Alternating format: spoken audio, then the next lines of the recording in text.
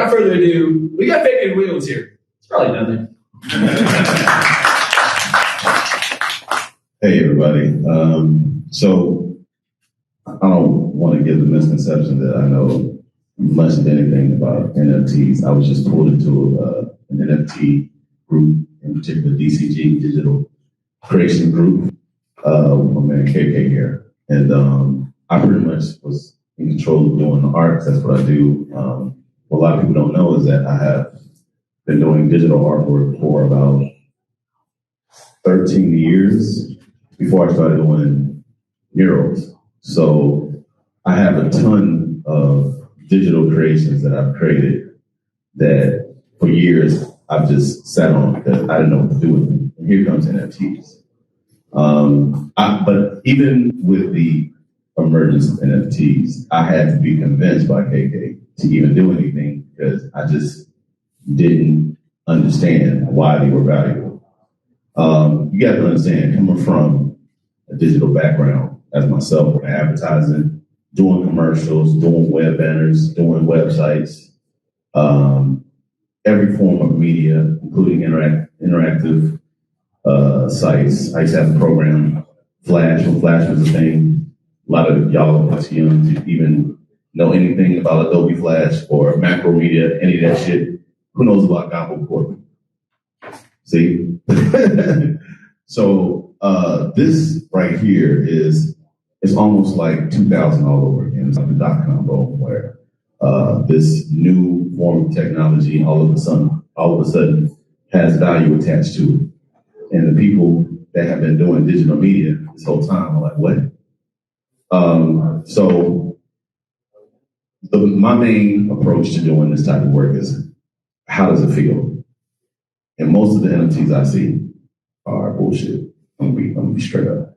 So when I approached my first NFT, I was connecting current events to it. So a lot of you guys don't know this probably because you don't know my work, but about 3 years ago, a building that I painted Kaepernick's mural on was demolished 2 days before the Super Bowl.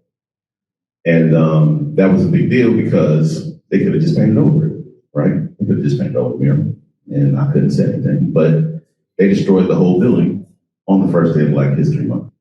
So it's almost like they were making a point. What a lot of people also don't know is that leading up to the Super Bowl, I didn't get any work doing the work that I actually did, which was paint Black political leaders in a fanciful fashion. So when the NFL comes to town, all of my colleagues are doing the work that I did, and I was not able to make a living. So the final blow was the demolition of the mural that I painted of Kaepernick 2 years before that. The only reason I painted Kaepernick's mural in the first place was because he got cut from the 49ers after having a couple of stellar seasons. And I thought, well, if he's going to play anywhere in the United States, he might as well play in Atlanta because Atlanta is a civil rights city, right? Makes sense to me. So, plus he's a better quarterback than Matt Ryan. So I was like, let's hire Kaepernick. He'll fit right in with the history of the city, and the problem will be solved, right? No. Super Bowl came to Atlanta, destroyed the building. So me and my friends rallied and painted 7 murals of Kaepernick on the day of the Super Bowl, which we called the Kaepernick Bowl. So when the Super Bowl ended up in LA 3 years later, we thought it would be a good idea to go continue the conversation because not only is Kaepernick not playing, but there's like hardly any NFL coaches that are Black. And they just cut Brian Flores, who had 2 winning seasons with the Miami Dolphins. And it's like Groundhog's Day all over again. So at the same time, Byron Allen, who is a media mogul, is trying to buy the Denver Broncos. So I wanted to create a mural that talked about all those things in LA while everybody was celebrating the halftime show. Because if you know what the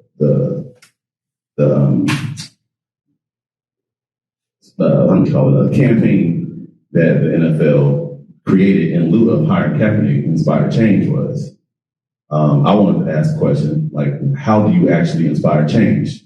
Do you create a bomb-ass halftime show with black people? Or do you actually give black people power? Or not even give power, allow them space to create their own power, right?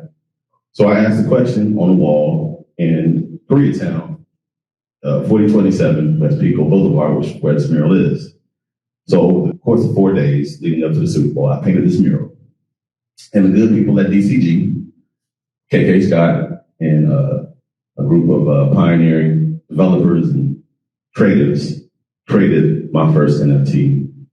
Really, they created my first token, my pass to the gallery, which you had to buy in order to get to the gallery to see the work.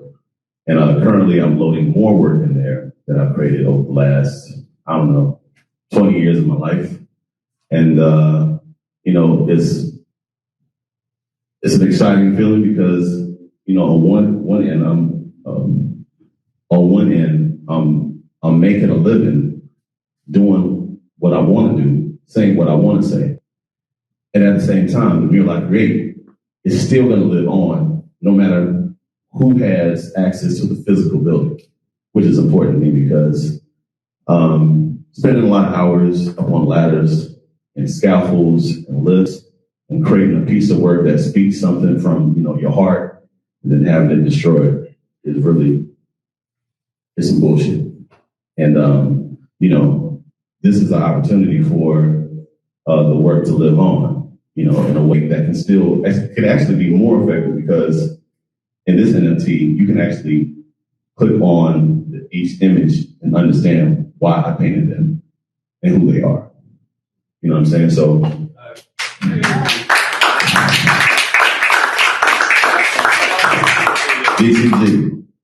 DCG. So as I'm starting to understand the media more, probably don't ever just expect me to have some flat image. You know what I'm saying? Like I like to think in layers. I'm highly conceptual, and I believe the digital space can be explored in a way that's truly interesting. Can create experiential showings. So that's what I got. Let me ask you I asked a couple questions and I'll open it up to the floors too. Okay, so what was your first experience of knowing what an NFT was? Like, when did you first hear about NFTs? Well, I've heard about NFTs for a few years now, and the way I'm starting to understand it is it's almost like playing cards. Like baseball cards back in the day when people would trade baseball cards. Now, artists looking at baseball cards, things I'm looking for is how does this matter to me? And do I feel anything from this card or this image? And like I said, most of it has no depth to it. It's just, it's really just like a money-making apparatus. And so that's not what I'm in the art for, because that's what I did. That's what I did in advertising. I sold stuff. I made people buy stuff that they didn't need. So I don't want to do that again. You know what I'm saying? I want to get you to think about something. If I make money at it, that's great. But I need both. You know what I'm saying? So don't ever come to me expecting some bullshit, because that's not what you're going to get. You're going to get something that's going to make you think and feel something. You're going to feel it. What's going to make you think about something? That's my philosophy when I'm doing art. Otherwise, I could just be back in the office making ads for Nike or HBO. You know what I'm saying? So, yeah. So thinking towards the future, you've done murals, you've done paintings, right? So I've seen your physical paintings too, right? Yeah, and NFT art and everything. What percentage do you think, let's say 2 years from now, what percentage of your art will be in different genres, and will it all be mixed up? Will your murals be tied to NFTs? Will there be NFTs? We have different verticals where you've got NFTs, you've got physical, and you may even just be thinking about it right now. Yeah. But where do you see it going? Do you think that you'll? Let me make it a little similar. Like, do you think that you'll definitely continue to make NFTs? Do you feel like that it'll become more of your repertoire? And given the reaction from your community, like, how is it going to fit into your greater scheme of going forward? Well, I think that like how I apply older work to the NFT space is going to really depend on what the older work was about and how it matters in the digital space. I'm not just going to take work just because it was there and put it in an NFT if it doesn't make sense in the world that I'm building. You know what I mean? Now, if I can find an avenue that could make sense while I'm doing some of this old stuff in the new space, then so be it. But I don't know, man. To be honest, I'm still trying to figure out what I'm doing in here fully. You know what I mean? We say is that we're so early. We're so early. We're all so early. Everybody that's here, everybody who's even thinking about this, we're still early. Well, and he's being shy. I mean, I wouldn't say shy. This is a little humble, apprehensive. But we have plans. I mean, we talked about doing something at Art Basel where, next year we can have a physical situation and also have a gallery. We have a space in Sandbox where it's online gallery. So we're thinking about situations where we can, bridge the metaverse world and the physical world in spaces like Art Basel. And you're in Atlanta specifically. How many other NFT artists that are creating art have you ran into, and have you ran into a lot, especially people of color and underrepresented artists? I have a couple of homeboys that's been trying to drag me into the NFT space for like a while now. My homeboy Rollo, his real name is Kevin Smith, but we worked in the advertising circuit for years.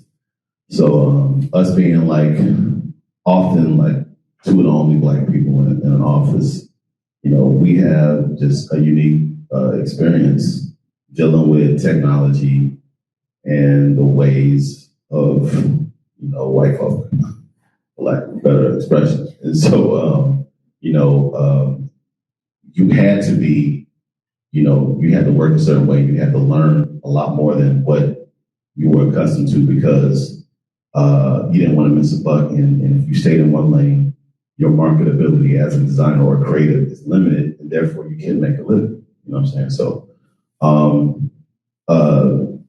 Kevin was like, yo, he's like, check out this NFT stuff. And he was actually buying digital coin for years.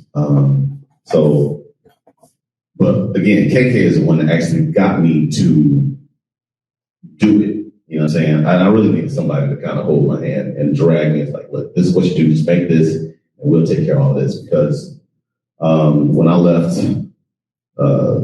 advertising, digital marketing, I pretty much threw away my laptop, and I was analog. You know what I'm saying? So I'm like a wild person now. You know what I mean? Like going into like sitting down in front of a computer, just like so I definitely need like I have all the ideas, but doing it on the computer and reading code and trying to like build an interactive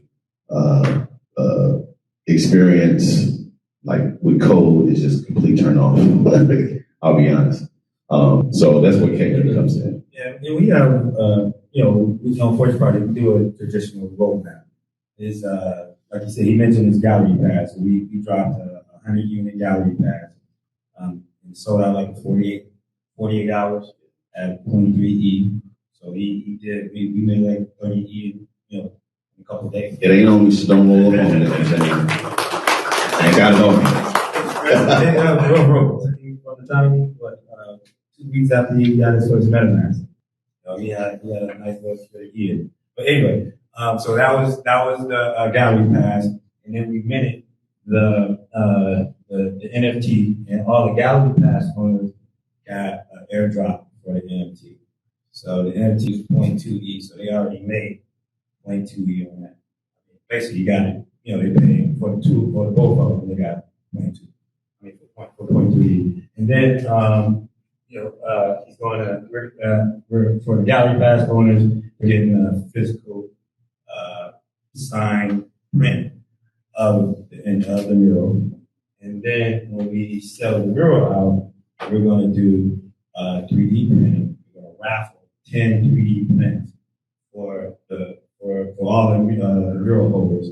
You guys actually have a physical mural like this sitting on your desk or your whatever. But the combination of those three, we're trying to just build value in this project. And Fabian, as an artist digitally, he already has his work in the real world. But I don't know if y'all looking at people like Michael Johnson and NFTs, but I think that's kind of the value and the brand we're trying to build with Fabian. And Micah Johnson is an amazing, he is a spokesperson for it. Yeah, he played baseball. Right. So he's an amazing artist, digital artist. He created this, is the Aku, is that his character? But his thing was he did the George, the mural. George Floyd. Right. So he did that, and he also has an incredible storytelling project that has this awesome, the main hero of his story is a young black man that's got a space helmet on, and he goes through these different adventures, and they're animated, and they're like super high effort and just incredible. Like, and me from the NFT community space, I found out later that he played baseball. For me, it was about the art and in the NFT side, and I find out later that he's but I came at it from another perspective, and what made me so intrigued by it. A lot of people, it's a very cool project. And you got a movie deal. You're gonna be seeing it like come on HBO. So it's gonna be you're gonna be like, okay, this guy went from NFTs to it's gonna be mainstream on cable streaming. So one thing that I noticed when I'm looking at this website and what you're talking about with a traditional roadmap and the way that you guys did everything is we're here in Atlanta, and this is a really good example of the type of project that I ran into for the last year or so online that I would be like, oh, I really need to take note of this. It's a doxed meaning you know who it is, a doxed artist, doxed team. They're not going anywhere. He's not. There's no way this is a rug pull. When you look at critically, you're like, he's not going to delete all his murals off Atlanta and hide for the rest of his life because he took 30F for people. Like, there's no point in that. Like, he's doing this to grow something. You see his Discord link there at the bottom. Also, custom contract. This is their second drop, their airdrop level, so they're already to that next level of now my holders. I have a sold out project, and now I'm going to show these. I'm going to fulfill my roadmap that I said I was going to do. So I don't know. I'd like to get a little round of applause for both of y'all for what you're doing.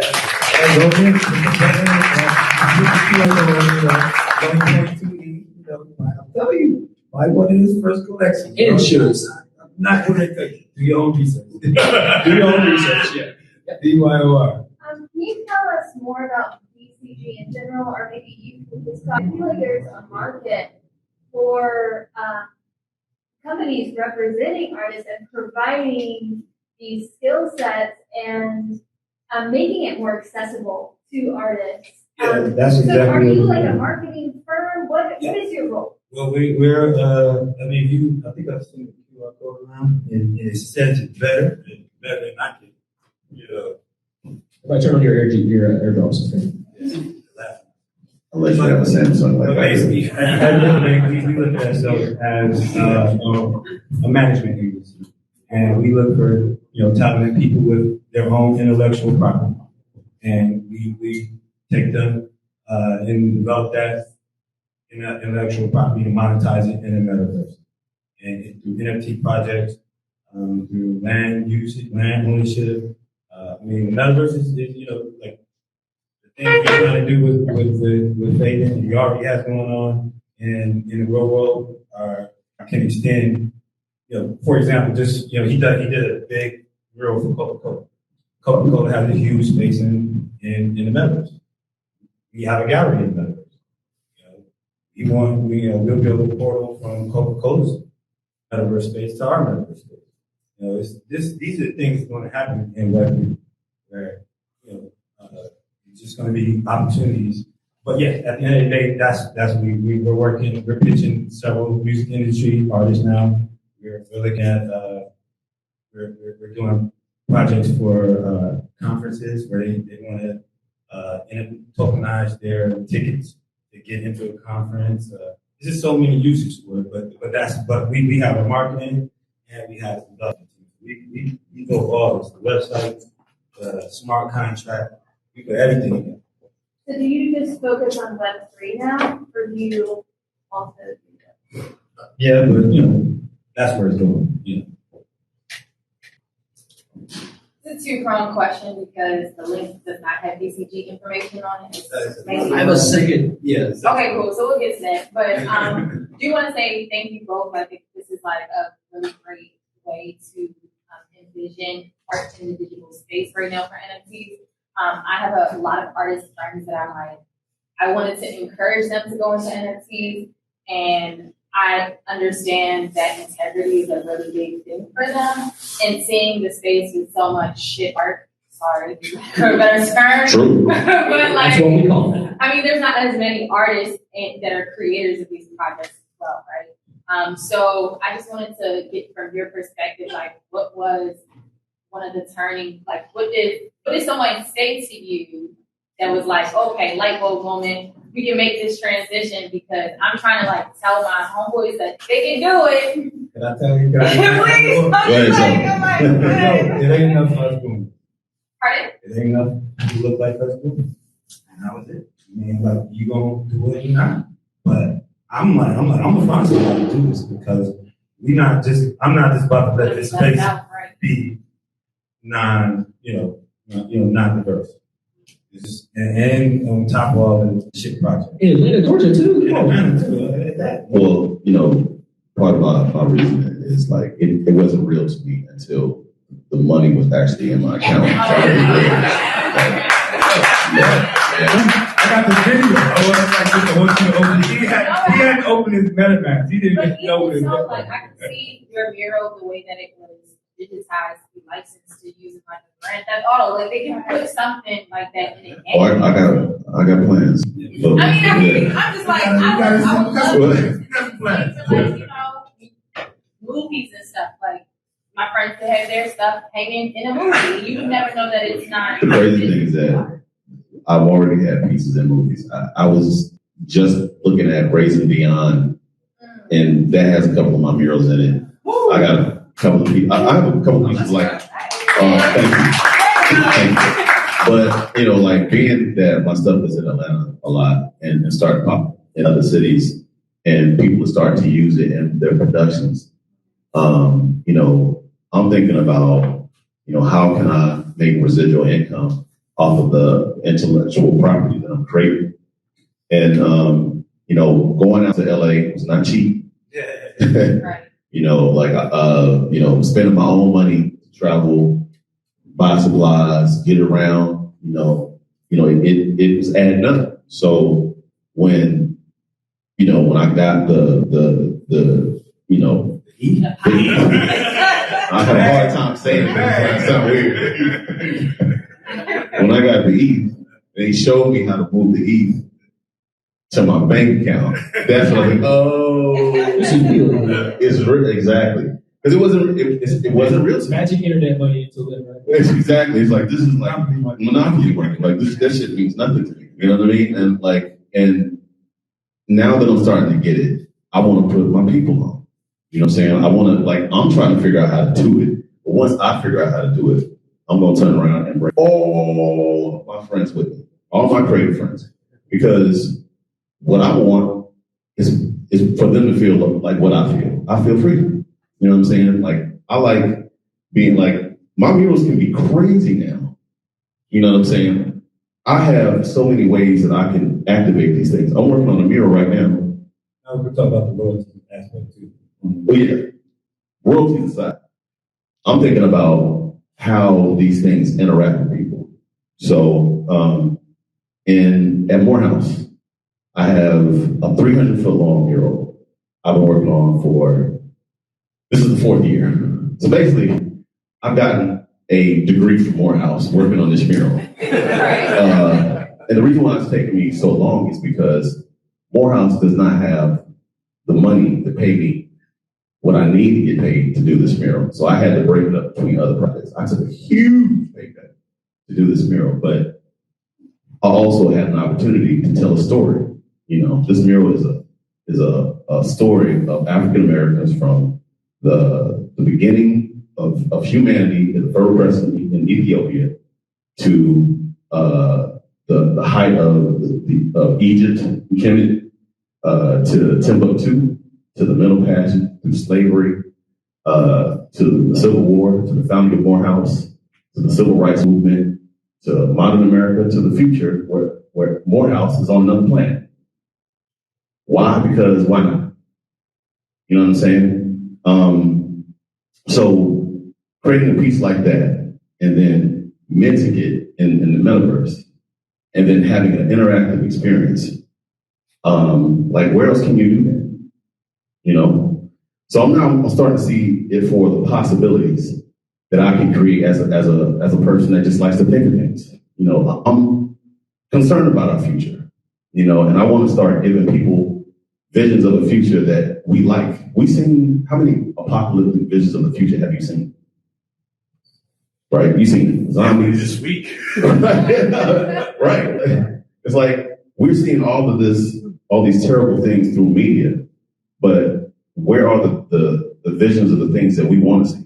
You know, I want to see a world where Africans don't have the weight of racism. You know, like imagine what that looks like 200 years from now. What are we like? What is the world like?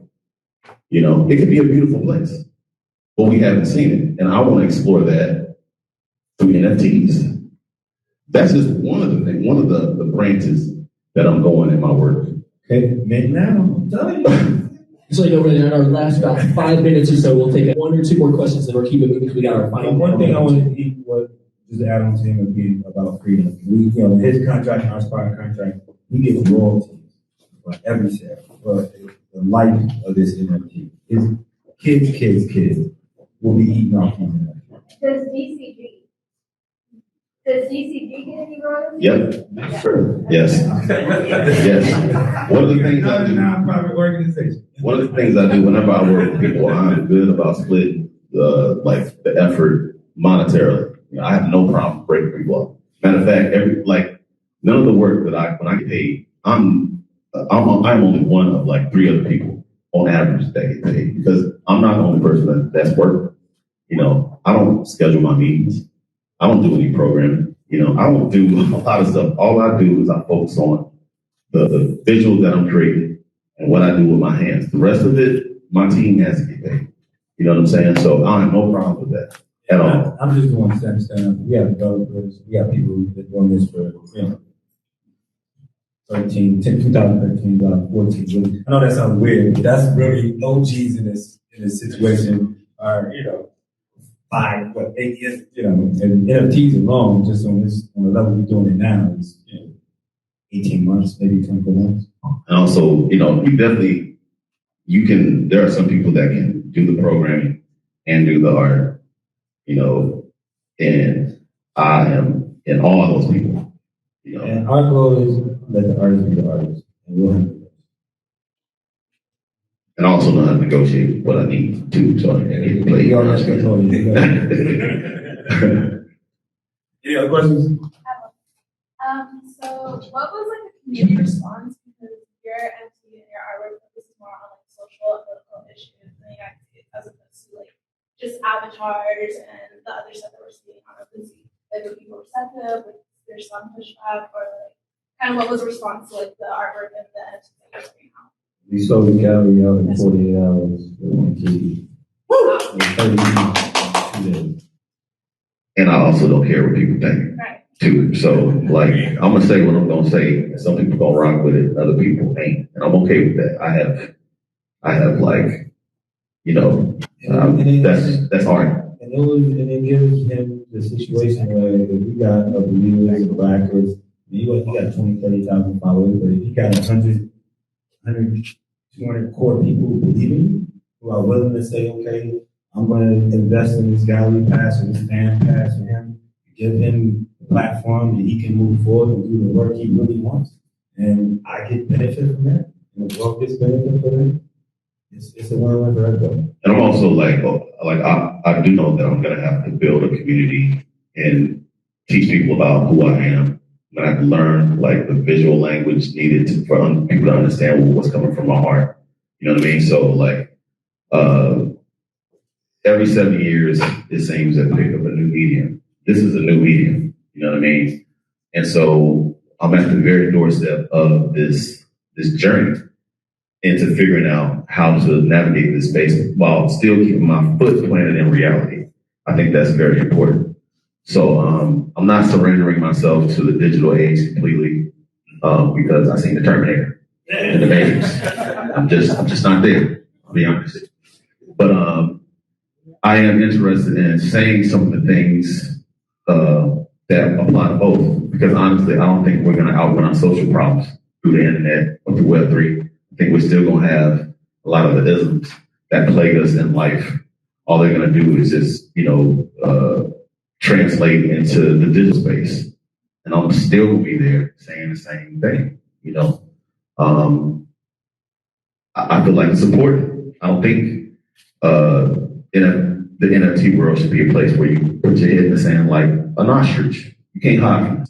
You know what I'm saying? So I'm going to be right there on y'all, saying the things that you don't want to hear, or saying things that you need to hear, or just saying things that, that make people love each other. You know what I'm saying? Because we need that. True. True. All right. Do we have any?